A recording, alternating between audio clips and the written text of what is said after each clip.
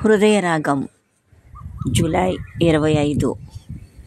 ఈరోజు దేవుని యొక్క వాక్కు దేవుని పరిశుద్ధ గ్రంథము నుండి రోమాపత్రిక 12వ అధ్యాయము 4వ వచనం. ఒక శరీరములో మనకు అనేక అవయములు ఉండినను ఈ అవయములన్నిటికీ ఒకటే పని ఎలాగా ఉండదో అలాగే అనేకులమైన మనము క్రీస్తులో ఒక శరీరముగా ఉండి ఒకరికొకరము ప్రత్యేకముగా అవయములై ఉన్నాము. అయితే దేవుడు మనకిచ్చిన కృప చొప్పున వేరు వేరు కృపవరములు కలిగిన వారమై ఉన్నాము. కృపవరములు అంటే మనకున్న అవయవాలకు ఇవ్వబడిన పనులు అనే సంగతి మనం అర్థం చేసుకోవాలి. ఒక్కొక్క అవయవానికి ఒక్కొక్క పని ఉంది. అలా శరీరములో ఉన్నటువంటి అన్ని అవయవాలు కూడా అన్నిటినీ పనిచేస్తేనే ఆరోగ్యముగా సంపూర్ణంగా ఉండగలం. దేవుడు మనకిచ్చిన అవయవాలతో ప్రతి మానవునికి పని అప్పచెప్పాడు.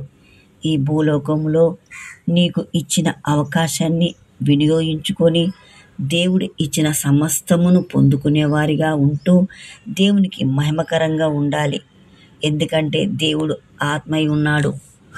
అయితే ఆత్మై ఉన్న దేవునికి ఒక శరీరము కావాలి. ఆ శరీరమే సంఘం. దేవుడు ఆ సంఘం ద్వారా కార్యాలు జరిపించాలని అనుకుంటాడు.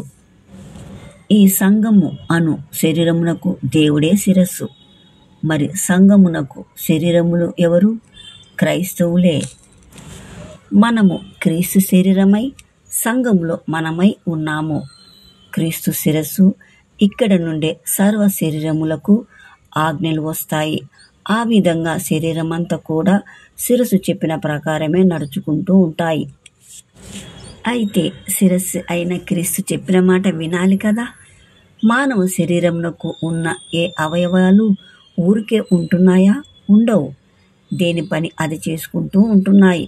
మరి దేవుడిచ్చిన ప్రతి అవయములతో పని చేయించుకుంటున్నాము.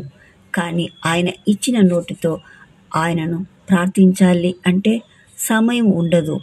మానవునికి 24 గంటలు సమయం ఇచ్చాడు.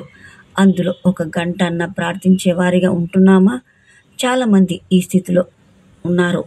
కాబట్టి మనకు ఇచ్చిన టైము బట్టి సమయాన్ని బట్టి ఆయనను ప్రార్థించే వారిగా ఉందామని కోరుకుందామా? ప్రార్థన చేసుకుందాం. పరలోకపు మా పరమ తండ్రి, ఈరోజు ఇచ్చిన వాక్కును బట్టి మీకే స్తోత్రం. వినుచున్న ప్రతి బిడ్డలో ఈ వాక్కు నెరవేర్చండి. దేవా, అనుదినము నిన్ను ప్రార్థించేవారిగా మమ్మలను దీవించమని యేసుక్రీస్తు నామములో అడిగి వేడుకుంటూ ఈ హృదయ రాగం ద్వారా పొందుకున్నామని నమ్ముచున్నాము తండ్రి. ఆమెన్.